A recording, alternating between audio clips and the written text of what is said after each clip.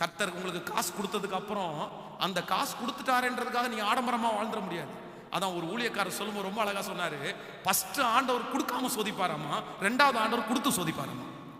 பக்கத்தில் இருக்கிற கையை பிடிச்சு சொல்லுங்க, ஃபர்ஸ்ட் கொடுக்காமலே சோதிப்பாரு. சொல்லுங்க, சத்தமா சொல்லுங்க, ஃபர்ஸ்ட் கொடுக்காமலே சோதிப்பாரு.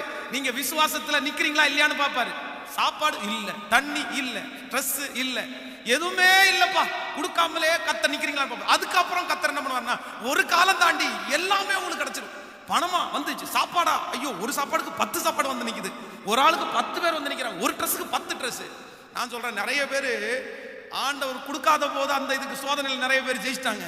ஆனா நிறைய பேர் எதுல தோத்தாங்க தெரியுமா? சொல்லுங்க, ஆண்டவர் கொடுத்ததுக்கு அப்புறம் இருக்கிற சோதனையில் தாங்க நிறைய பேர் தோத்துட்டாங்க.